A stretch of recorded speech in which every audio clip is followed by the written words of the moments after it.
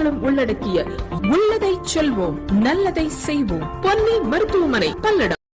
Iraianbu sir எழுதின book எனக்கு கொடுத்தாங்க. ஸோ அவர் கொடுத்த உடனே அவர் ஆசிரியர் பெருமக்கள் பற்றி அவர் சொன்ன ஒரு இதுதான் எனக்கு ஞாபகம் வருது. தலைமைச் செயலாளர் முன்னாள் தலைமைச் செயலாளர் இறையன்பு சார் சொல்லும் பொழுது, உலகத்திலே 2 பேர் கடவுளுக்கு நிகரானவர்கள். ஒன்று மருத்துவர், மனிதனை பிணமாகாமல் பார்த்து கொள்வதால். இன்னொன்று ஆசிரியர், மனிதனை நடைப்பிணமாகாமல் பார்த்து கொள்வதால். இந்த செய்தியை அவர் சொன்ன இந்த செய்தியை நான் கரெக்டாக 1 வருஷத்துக்கு முன்னாடி இதே போன்ற மேடையில் பில்டர்ஸ் இன்ஜினியரிங் காலேஜில் காங்கேயத்தில் உங்கள் முன்னாடி உங்கள் ப்ரெசன்ஸில் இதே மாதிரி சொன்னேன். இதே ஸ்கிரிப்ட் அப்படியே சொன்னேன். 1 வருஷம் கழித்து இதே ஒரு நல்ல தருணத்தில் மறுபடியும் இது மாதிரி சந்தித்து அதே சென்டென்ஸை அதே பொன்மொழிகளை சொல்லக்கூடிய ஒரு நல்வாய்ப்பை நீங்கள் கொடுத்துருக்கீங்க. ரிசல்ட்டு +2 ரிசல்ட் வந்தப்போ திருப்பூர் மாவட்டம் முதலிடம்னா எப்படின்னா அனைத்து பள்ளிகளிலும் முதலிடம், அரசு பள்ளிகளிலும் முதலிடம். அப்போது எல்லா ப்ரெஸ்ஸும் ப்ரெஸ் மீட்டை கேட்டாங்க. அப்போது நான் சொன்னேன், பொதுவாக சொல்லிவிட்டு கடைசியாக சார் இல்லை சார் இந்த ரிசல்ட்ஸுக்கு காரணம் என்ன திருப்பி கேட்டாங்க. அது இது எப்படி இந்த எப்போ இல்லாத திடீர்னு எப்படி போன முறை 3வது இடம், அப்புறம் 2வது இடம், அப்புறம் இந்த முதலிடம் எப்படின்னு திருப்பி கேட்டாங்க. அப்புறம் ஒரே லைன் சொல்லிட்டேன், மாணவர்கள் படித்தாங்க, ஆசிரியர் பெருமக்கள் சொல்லி தந்தாங்க, இதில் எங்களுக்கு ரோலே கிடையாது அப்படி சொல்லிட்டாங்க. அவ்வளோதான், என்னை விட்டுட்டாங்க. அவ்வளோதான். இப்படி ஒரு பதில் சொன்னோன்னே சரி அவ்வளோதான் கலெக்டர் இப்படி சொல்லிட்டாருன்னு விட்டாங்க. கிட்டத்தட்ட ஆக்சுவலாக அது உண்மை தானே. மாணவர்கள் படிக்கிறாங்க, நீங்கள் அவங்களுக்கு பயிற்றுவிக்கிறீங்க. இப்போ எங்களுடைய பொறுப்பு கடமை என்னென்னா உங்களை கௌரவிக்கிறது, உங்கள் தியாகத்தை, உங்கள் உழைப்பை, அந்த நேரத்தை அங்கீகரிக்கிறது, கௌரவிக்கிறது. அதுதான் எங்களுடைய பொறுப்பு. அதுதான் இன்றைக்கி மாண்புமிகு அமைச்சர் பெருமக்கள் முன்னிலையில் ஒரு சிறப்பான இந்த மாதிரி நிகழ்ச்சி. கடந்த முறை பில்டர்ஸ் இன்ஜினியரிங்கில் இங்கே அரங்கத்தில் இருக்க எத்தனை பேர் அங்கே வந்திருப்பீங்க? அப்போ எல்லோரும் இதே நம்ம திருப்பி அதே ஸ்கூல், அதே பள்ளி, அதே ஆசிரியர் பெருமக்கள் தான். சிஓ கொஞ்சம் நம்ம அடுத்த முறை என்ன பண்ணணும்னா, மாண்புமிகு மேயர் பேசும்போது சொன்னாங்க 1256 பேர் 100% ரிசல்ட் வாங்கின ஆசிரியர் பெருமக்கள் 1250 பேர் இருப்பாங்க அப்படி சொன்னாங்க. அடுத்த முறை என்னுடைய வேண்டுகோள் என்னென்னா, நம்ம பேசுகிறது, நம்ம ஒரு மகிழ்ச்சியாக விஷ் பண்ணுறது எல்லாமே நடக்குது. பில்டர்ஸ் இன்ஜினியரிங்கில் பேசணும். இதே போன்று ஒரு பெரிய அரங்கத்தில் 1 வருஷம் கழித்து மாண்புமிகு அமைச்சர் பெருமக்கள் முன்னிலையில் மீண்டும் ஒரு முறை உங்களை இதே போன்ற ஒரு நல்ல நிகழ்ச்சியிலே சந்திப்போம்னு சொன்னோம், நடந்துச்சு. அடுத்த முறை இப்போ மேயர் சொல்லும்போது 1250 பேர்கிட்ட 100% ரிசல்ட் கொடுத்த டீச்சர்ஸ் அப்படின்னு சொல்லும்போது என்னுடைய ஆசை என்னன்னா, அடுத்து 100% ரிசல்ட் கொடுக்குற ஸ்கூல் எண்ணிக்கை அதிகமாகணும், டீச்சர்ஸுடைய எண்ணிக்கை அதிகமாகணும். இது போன்ற அரங்கத்தை காட்டிலும் ஒரு மாநாடு போல் ஒரு விமர்சையாக அதை நாம் நடத்தி காமிக்கணும். இந்த நேரத்தில் மகிழ்ச்சியுடன் நான் நினைவு கூற விரும்புவது, நம்ம பழைய சிஇஓ கீதாம்மா, பாலமுரளி சார், பக்தவச்சலம், இவங்க 3 பேரையுமே ஒரு மகிழ்ச்சியோடு நன்றியோடு நினைவு கூற கடமைப்பட்டிருக்கேன். அவங்க பேரையும் நம்ம இதில் சேர்த்துடணும். இந்த நிகழ்ச்சியில் அவங்க இருக்கிற மாதிரியே, ஒருத்தர் ரிட்டையர் ஆகிட்டாங்க, ஒருத்தர் கரூர் போயிட்டாங்க, ஒருத்தர் கோயம்புத்தூரில் இருக்காங்க. இருந்தாலும் அவங்க இந்த ஃபங்க்ஷனில் நிறைவாக கலந்துக்கிற மாதிரியே நான் ஃபீல் பண்ணுறேன். உண்மையில் அவங்க நன்றிகள் அவங்களுக்கு நன்றி சொல்கிறேன். நம்ம 97.45% அடுத்தது 100% ஆக்கணும். 97.45ன்றது ஏன் 98.45 ஆகக்கூடாது? ஏன் 99.45 ஆகக்கூடாது? ஏன் அது 100 ஆகக்கூடாது? அதுக்கு சாத்தியம் இருக்குது.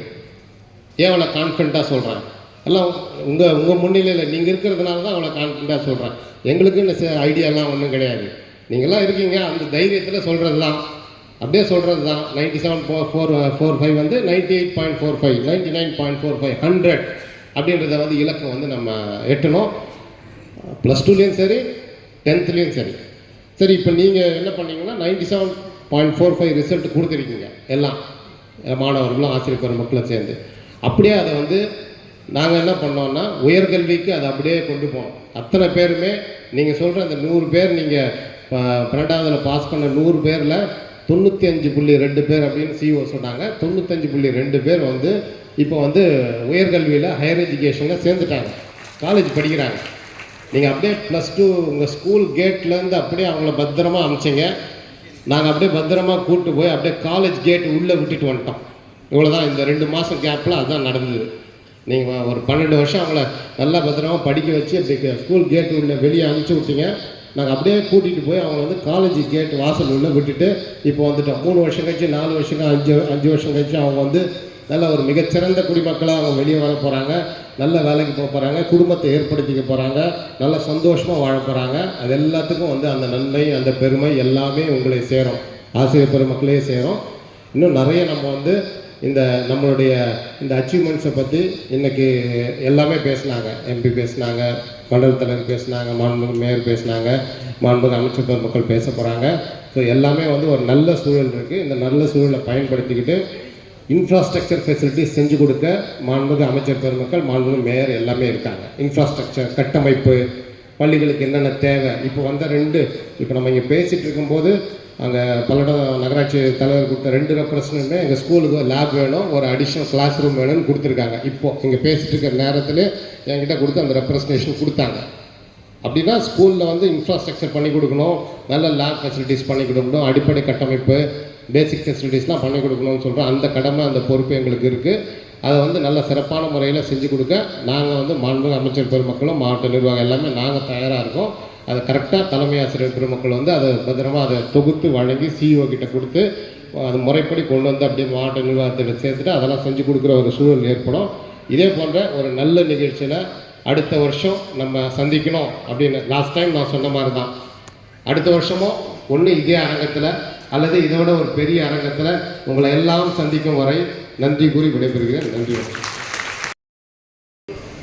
ஆசிரியர்களை பொறுத்த வரைக்கும் சொல்கிற ஒரு விஷயம் என்னென்னா, ஏணி அவங்க ஆசிரியர்கள் வந்து ஏணி, அந்த படிக்கட்டில் ஏணியில் ஏறி உயர் நிலைக்கு அடையக்கூடியவர்கள், அதை உருவாக்கக்கூடிய பெரும் பொறுப்பு பங்கு ஆற்றக்கூடியவர்கள் ஆசிரியர் பெருமக்கள். இப்போ ஏணி அப்படியே இருக்கும். ஸோ அது மேலே ஏறி போகிறவங்க தான் உயர் பதவியில் இன்றைக்கி மாவட்ட ஆட்சித்தலைவராக இருந்தாலும் சரி, இல்லை எங்களை போன்ற அமைச்சரோ இல்லை சட்டமன்ற உறுப்பினரோ, இப்படி எல்லா உயர் பதவிக்கு செய்யக்கூடியவங்களையும் உருவாக்கக்கூடிய வாய்ப்பு உங்களுக்கு தான் இருக்குது. என்னுடைய குடும்பத்தை பொறுத்த வரைக்கும் எங்களுடைய குடும்பத்தில் நிறைய பேர் ஆசிரியர் பெருமக்களாக இருக்காங்க. ஸோ அதனால் நானும் சில காலம் ஆசிரியர் பணி புரிஞ்சிருக்கனால உண்மையிலுமே எனக்கு வந்து ஒரு ஸ்கூலுக்கு போகும்போது எனக்கு மகிழ்ச்சியாக இருக்கும். அது குறிப்பாக நம்ம வந்து ஆதிராட பழங்குடி நலத்துறையில் இருக்கும்போது நாங்கள் தொடர்ந்து அந்த மாணவிகளை சந்தித்து உரையாடும் போது அவர்களுடைய கல்வி வளர்ச்சிக்கு எங்களுடைய பங்கு இருக்குது. இப்போ திருப்பூர் மாவட்டத்தை பொறுத்த வரைக்கும் நம்ம +2ல் வந்து ஸ்டேட் ஃபஸ்ட்டு வந்திருக்கோம். ஸோ ஒவ்வொரு வருஷமே ஒரு இம்ப்ரூவ்மெண்ட் நம்மக்கிட்ட இருக்குது. அதே போல் 10th பொறுத்த வரைக்கும் ஒரு டெவலப்மெண்ட் இருக்குது. ஆனால் இன்னுமே வந்து ஸ்டேட் லெவல் ரேங்கில் அந்த ஃபஸ்ட்டு 3rd வரணும். ஆனால் ஸ்டேட் ஃபஸ்ட்டுங்கிறது வந்து எல்லாருடைய இடமாக இருக்கும். நம்ம மாவட்டமாக இருந்தாலும் சரி, நம்ம பள்ளி பெருமையாக மற்றவங்க பேசுகிற அளவுக்கு இருக்கணும் அப்படின்னு தான் எல்லோரும் விரும்புவாங்க.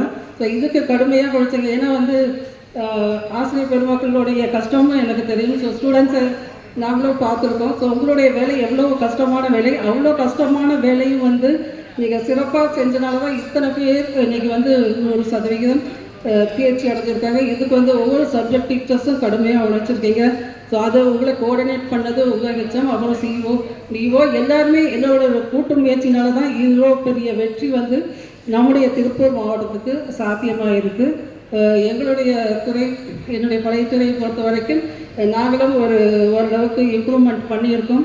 ஸோ கடந்த 3 வருஷமாக +2லேயும் நாங்கள் நல்ல ஆழ்துறையிலேயே இம்ப்ரூவ் பண்ணியிருக்கோம். குறிப்பாக பழங்குடி நலத்துறை பொறுத்த வரைக்கும் நாங்கள் ஸ்டேட் லெவலை விட +2ல் வந்து எங்களுடைய பள்ளி மாணவிகள் தேர்ச்சி அடைஞ்சிருக்காங்க. அது உண்மையுமே இந்த 3 வருஷத்தில் அது எனக்கு ஒரு மனநிறைவை கொடுத்துருக்கு. சமாட் நான் வந்து இம்ப்ரூவ் பண்ணியிருக்கேன் எங்களுடைய ஸ்கூல் எஜுகேஷனை அப்படிங்கிற ஒரு சந்தோஷம் இருக்குது. அதே போல் நீங்கள் நல்லா செய்கிறீங்க, இருந்தாலும் சில விஷயங்கள் வந்து ஒரு ரெக்வஸ்ட்டாக கேட்டுக்கிறது.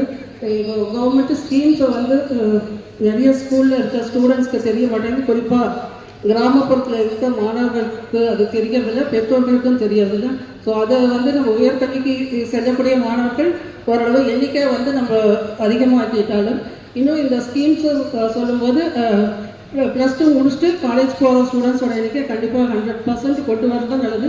அந்த 3%, 4%, 5% கூட இல்லாமல் 10% பாஸ் பண்ணுறோமா 10% கொண்டு போய் நம்ம காலேஜில் சேர்த்துருமா அப்படிங்கிறது தான் நம்முடைய என்னுடைய நினைப்பாக்கள். அது வந்து ஸ்கூல் ஹெச்எம்க்கு வந்து நான் கூட கேட்கிறது. ஸோ கல்லூரி பள்ளியினுடைய முதல்வர்களே, பத்திரிகை மற்றும் தொலைக்காட்சி ஊடகங்களை சேர்ந்த அன்புக்குரிய நண்பர்களே, தலைவர் கலைஞர்கள் அன்புக்குரிய உடன்பிறப்புகளை உங்கள் அத்தனை பேருக்கும் முதற்கு என்னுடைய காலை வணக்கத்தை உரித்தாய்க்கொள்ள கடமைப்பட்டிருக்கின்றேன். இன்றைக்கு ஒரு சிறப்பான நிகழ்ச்சி இங்கே நடைபெறுவதும் அதில் கலந்தவங்க உங்களை எல்லாம் சந்திப்பதில் முதல்ல மகிழ்ச்சி அடைகிறேன். அந்த வாய்ப்பை உருவாக்கி தந்த மாண்புமிகு தமிழ்நாடு முதலமைச்சர் அவர்களுக்கும் என் தொகுதி காங்கேயம் தொகுதி வாக்காளர் பெருமக்களுக்கு இந்த நேரத்தில் என்னுடைய நெஞ்ச நன்றியை இந்த நேரத்தில் பதிவு செய்ய விரும்புகிறேன். இன்றைக்கு நம்முடைய மாண்புமிகு முதல்வர் தலைமையிலான அரசு, திராவிட மாடல் அரசு பொறுப்பேற்று பல்வேறு திட்டங்களை ஒவ்வொரு துறையிலும் செயல்படுத்தி வந்தாலும் இன்றைக்கு கல்வித்துறைக்கென்று கூடுதலான நிதியை தந்து இதை சிறப்பிக்க வேண்டும் என்கிற வகையிலே தான் இந்த திட்டங்களை இன்றைக்கு வழங்குகிறார்கள்.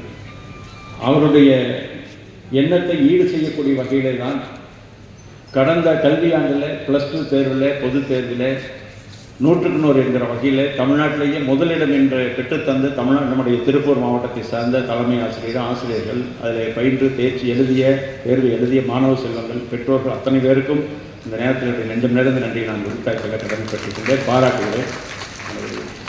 நம்முடைய மாவட்ட ஆட்சித்தலைவர் சொன்னது போல் கடந்த ஆண்டு நம்முடைய EPIT காலேஜில் அங்கே காங்கேய வழியில் நடைபெற்ற அந்த நிகழ்ச்சியிலும் கலந்து கொண்டு உங்களை எல்லாம் சந்தித்தோம். அதே நிகழ்வு பசுமையாக இருக்கிறது. இன்றைய இது தொடர வேண்டும் என்று அவர் விருப்பம் தெரிவித்திருக்கார். நானும் என்னுடைய விருப்பத்தையும் அதைத்தான் தெரிவிக்கின்றேன். அது தொடர வேண்டும். எனவே அந்த வகையிலே உங்களுடைய செயல்பாடு இருக்கும் என்ற நம்பிக்கையும் இருக்கிறது. கல்வித்துறையானாலும் சரி, அதே போல் ஆசிரியர்களும் அனைவரும் இணைந்து கூட்டு முயற்சியாக இருந்தால்தான் அதில் மாணவர்களும் அதே நேரத்தில் பெற்றோர்களும் அதற்கு ஒத்துழைக்க வேண்டும்.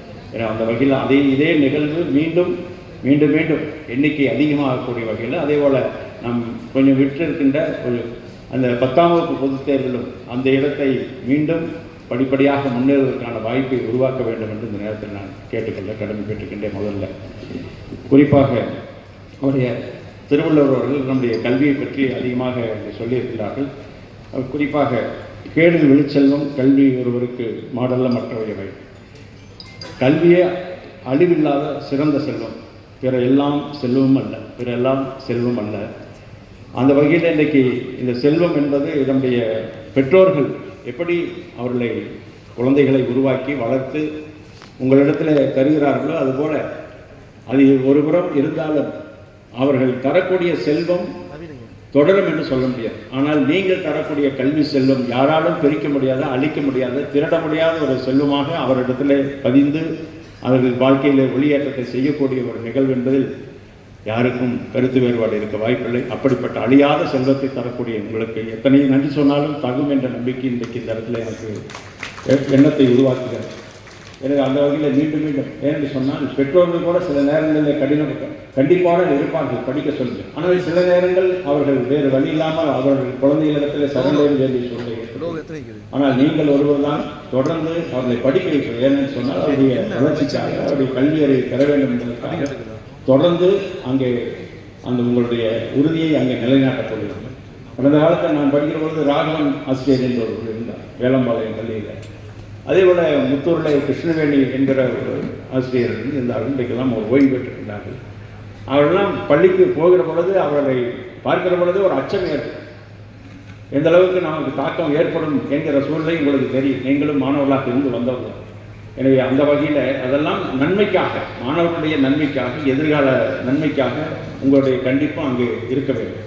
இதில் இருக்கிறதோ இல்லையோ இதில் கண்டிப்பாக இருந்தால்தான் அவருடைய முன்னேற்றத்திற்கான வாய்ப்பை அது உருவாக்கும் என்பதில் எந்த சந்தேகம் இல்லை.